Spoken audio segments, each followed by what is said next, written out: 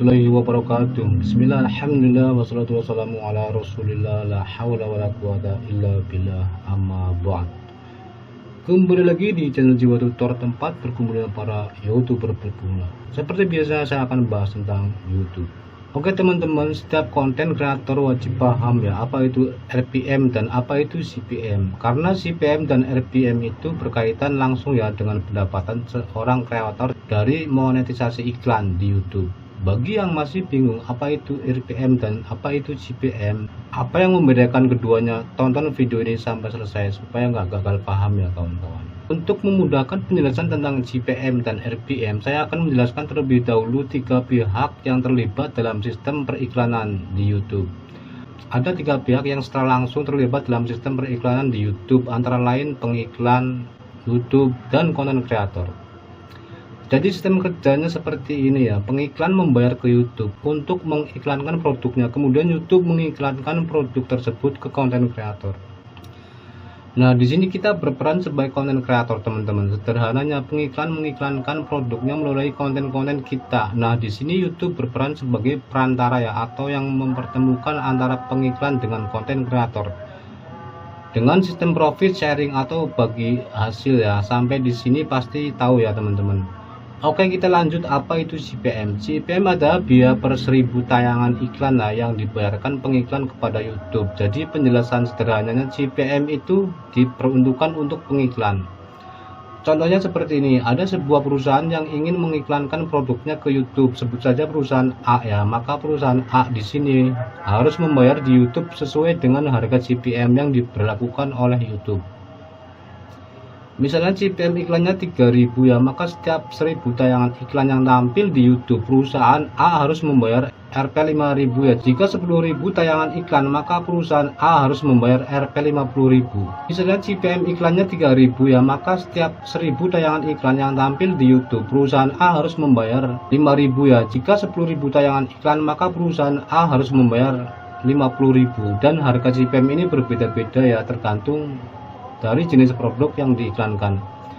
Nah, kemudian dana yang didapat dari pengiklan inilah yang akan dibagi hasil, 45% untuk YouTube dan 55% untuk konten kreator. Misalnya pihak pengiklan mengeluarkan dana 2 juta rupiah ya untuk beriklan di YouTube, maka pembagian hasilnya seperti ini ya, 800.000 untuk YouTube dan 1.200.000 rupiah untuk konten kreator.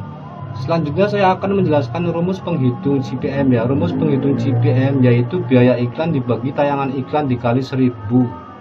Contohnya biaya yang dikeluarkan oleh pengiklan sebesar 3 juta ya, dan iklan yang ditampilkan sebanyak 1 juta kali, maka harga CPM iklannya yaitu 3 juta dibagi 1 juta dikali 1000 ya, sama dengan 3000.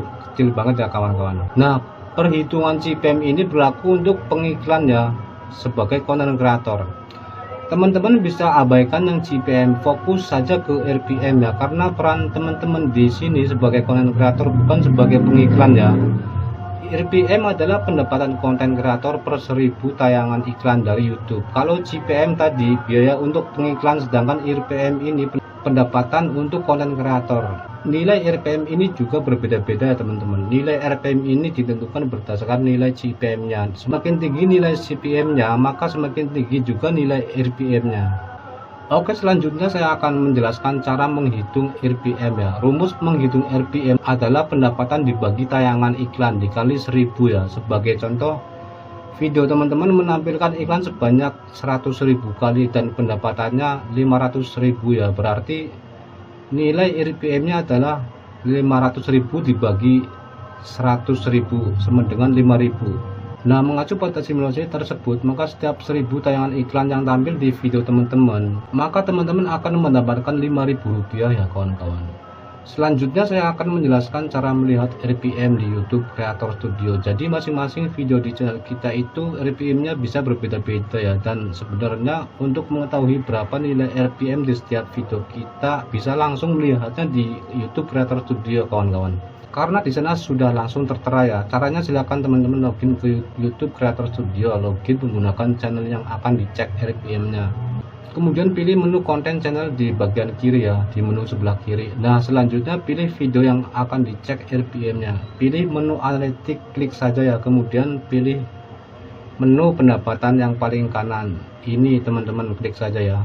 Nah, selanjutnya di sebelah kanan di bagian performa video ini, maka nanti di sini akan ada informasi RPM pendapatnya untuk 1000 penayangan, yaitu sekian rupiah ya kawan-kawan. Jadi setiap 1000 tayangan iklan yang tampil di video ini mendapatkan 14.000 ya.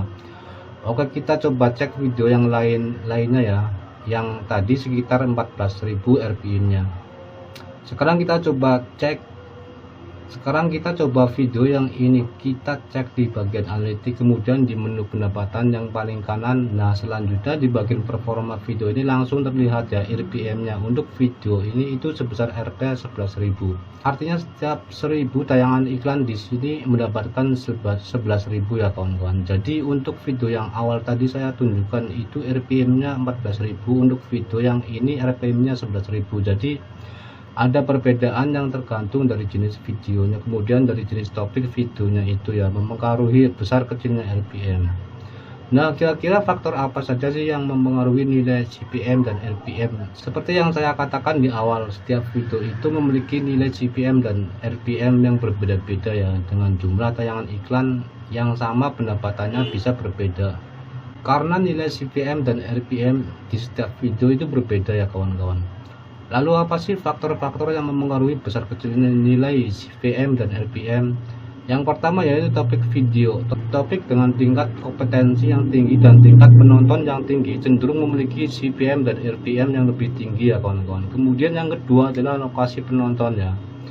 Lokasi penonton juga dapat mempengaruhi CPM dan RPM. Negara-negara dengan tingkat pendapatan tinggi biasanya memiliki CPM dan RPM yang lebih tinggi dibandingkan negara-negara dengan tingkat pendapatan rendah. Selanjutnya yang ketiga yaitu segmentasi iklan. Nah, segmentasi iklan yang dipilih juga dapat mempengaruhi CPM dan RPM. Iklan yang dirancang untuk audiens yang lebih spesifik biasanya memiliki tingkat klik dan tingkat konversi yang lebih tinggi, sehingga CPM dan RPM juga lebih tinggi. Oke, kesimpulannya adalah yang pertama, CPM adalah biaya yang dibayarkan pengiklan kepada YouTube ya. Kemudian yang kedua, RPM adalah pendapatan konten kreator dari YouTube. Selanjutnya nilai RPM ditentukan berdasarkan CPM. Dan nilai CPM ditentukan oleh beberapa hal, antara lain topik video, lokasi penonton, dan segmentasi iklan. Selanjutnya sebagai konten kreator cukup perhatikan RPM-nya saja ya, dan abaikan yang CPM-nya. Jadi jika ingin menghitung penghasilan atau pendapatan, gunakan RPM saja sebagai acuan, tidak perlu menggunakan perhitungan CPM.